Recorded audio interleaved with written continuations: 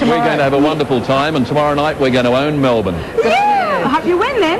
Well, Lee's We'll at win. the MCG, but to take us there, a quick look at some of Adelaide's most dedicated fans, just one sleep away from the big one. Go the Crows! Yeah.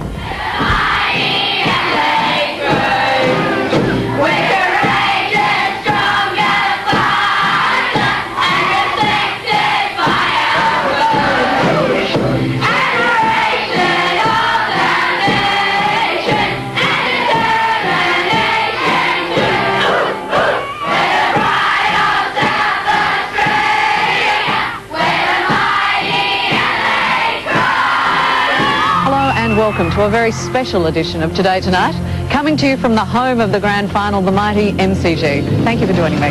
Tonight, well, a grand final spectacular, and a look at just how passionate those Crows and Saints fans really are.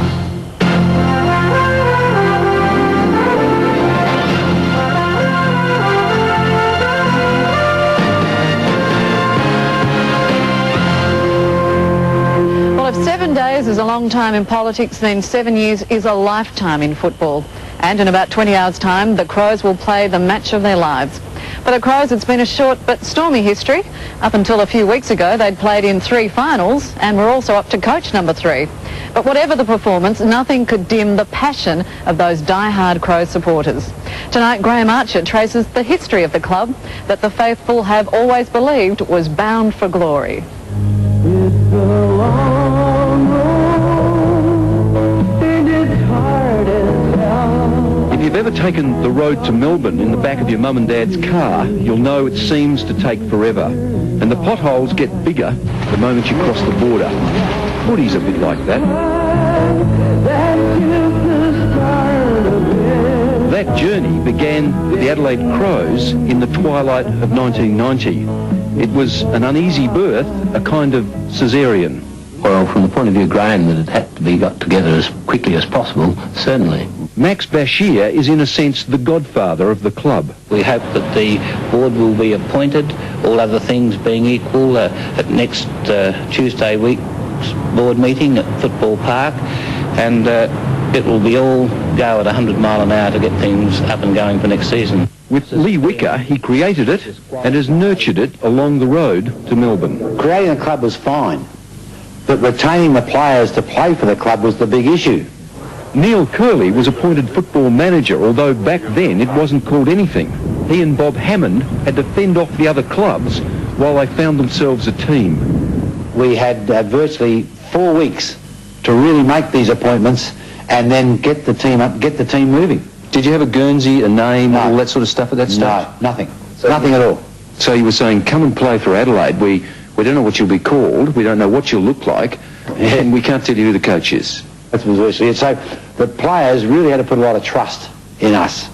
I can recall my first day in the job, and we were sitting under the grandstand here at Football Park. I had a small office down there and a desk, and I had an in tray and an out tray, and I had one letter of correspondence from Adidas seeking sponsorship in the in tray, and fixed that up, tidied that up, walked outside, took a deep breath and thought, God, this is an easy job.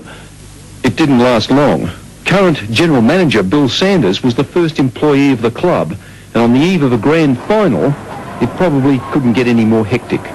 It's easy to say, no, we're not going to be competitive and we're not going to be a real force, but goodness me, stranger things have happened in the world of sport.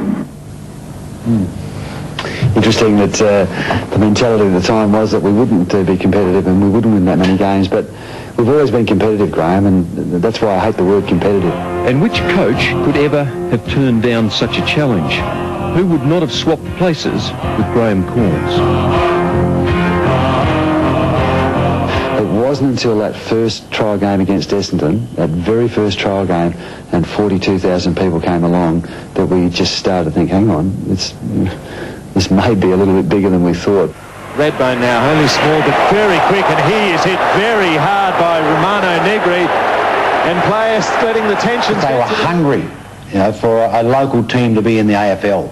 So the reception from the public was very, very good. Desperate to take on the Vics. Exactly right, and that's exactly what it was. SA versus the Vics, week in, week out.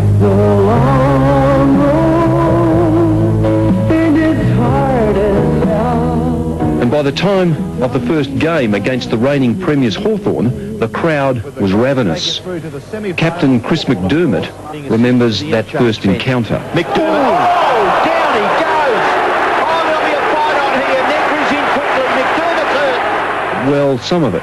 Bits and pieces, certainly not much of the last quarter, but certainly the running on the ground, the emotion of the crowd, the excitement of the night, and then just to play so well and to win, and I guess the euphoria of the night. I missed out on the celebrations, but still got the hangover the next day, and it was just an exciting time to be in Adelaide. But that first incredible victory was sheer intoxication for the fans. To be able to win that first game against Hawthorn at Football Park by such a large margin was a great tribute to all of the guys involved with the formation of the Adelaide Football Club. I knew deep down that was a bit of a gift from God. We knew we had to fall off that pedestal. The public did have difficulty with that. And fall they did, as all things do that dare to expect too much too early. Reality set in. Bitter loss for the home team. We were competitive, that word again, but we just couldn't nail it away from home consistently. We were always good at home. We beat the best teams in the competition at Football Park. We just couldn't win consistently in Melbourne. And then came 93.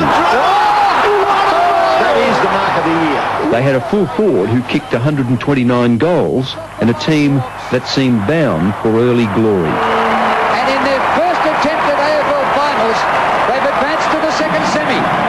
We've shown steady improvement. People had supported us, but to really repay them and to repay ourselves and to make our mark, we had to make the finals. The Crows were well down Grand Final Road when the earth gave way beneath them. Set gone at half-time, no way out. The door was locked. They got out of jail. At the time, I think we didn't realise the enormity of that loss. I think it probably sunk in the week after when we saw Essendon go on to win the flag. And no one should forget the law of gravity prevails in football as in all things. The higher you go, the greater the plunge. That was an absolute disaster, you know, the crash against Essendon. That hurt the club badly. yeah, I disagree. I mean, the loss at the time was devastating, and in isolation it was a game that we had won, that we lost, and obviously lost the opportunity to play in a grand final. But you know, I didn't think it had any long-term effect on us, certainly not as a group of players.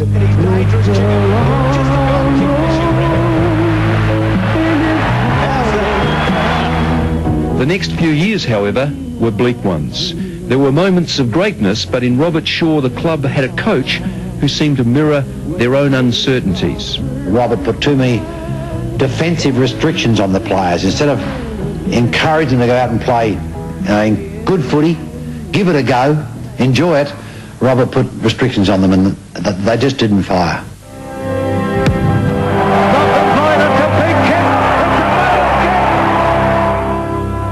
And so came Malcolm Blight.